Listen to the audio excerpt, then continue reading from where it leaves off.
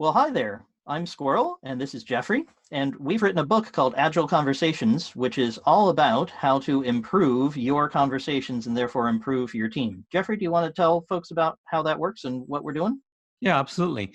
We're have our, as Squirrel mentioned, our book is Agile Conversations. It's being published by IT Revolution. It comes out in May, available for pre-order now. And the idea of Agile Conversations is it's a step-by-step guide for how you can begin learning from your conversations and improving the way that you personally communicate. And what we have found is that for people who are looking to transform their organization, no matter what level they are, from an individual contributor to a senior executive, that the most effective way is to start by changing your own conversations, changing the way that you talk to each other, and that this will have a tremendous impact on your overall organization. And I think we might call that a conversational transformation, hence That's the right. website, hence our website, conversationaltransformation.com. Makes sense. Okay. And let me just tell you a little bit about what's in the book.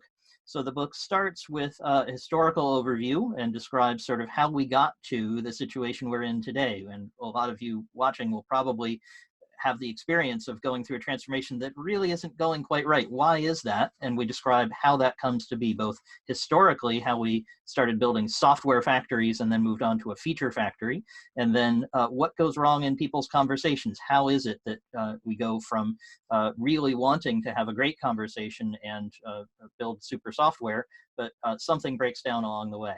So we give a lot of the theory in the background, but then the rest of the book is really a how-to manual. It's almost conversations for dummies. You know, it goes step by step through 5 different conversations. And each conversation helps you to address the underlying issues that are causing you problems in your team. Jeffrey, do you want to tell us about the 5 conversations?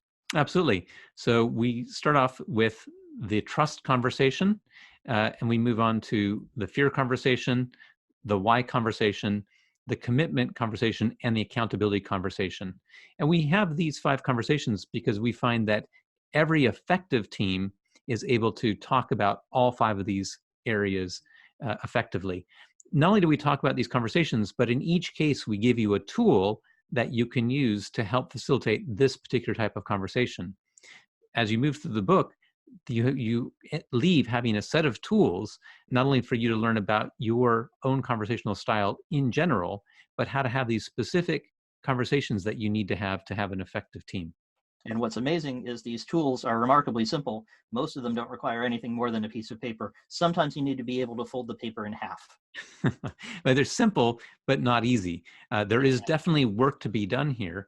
And that's what we lay out for you is all the steps you need to do. These are sort of exercises that you need to build your conversational muscle. It's not enough to believe. It's not enough to understand. It really takes doing. This part is going to be on you.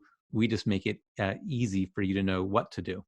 Absolutely. And who can get value from this? Well, it would certainly include an executive who's trying to get a development team to function better, to fit into the larger business better, a software developer who's in a team and is frustrated by the team not making the progress that he or she expects. That agile stuff just isn't working for us. And somebody in the middle, somebody who's a team lead, a CTO, an engineering manager, who's trying to get both sides to work together and produce the outcome that they're expecting, and something isn't working.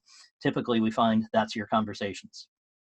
And the real simple sign is if you find yourself being frustrated, the answer is it might be your fault. You might be able to make a difference by changing the way that you are participating in the conversations in your And the organization. fact that it's your fault is actually good news because you can do something about it, and we'll show you how in Agile Conversations.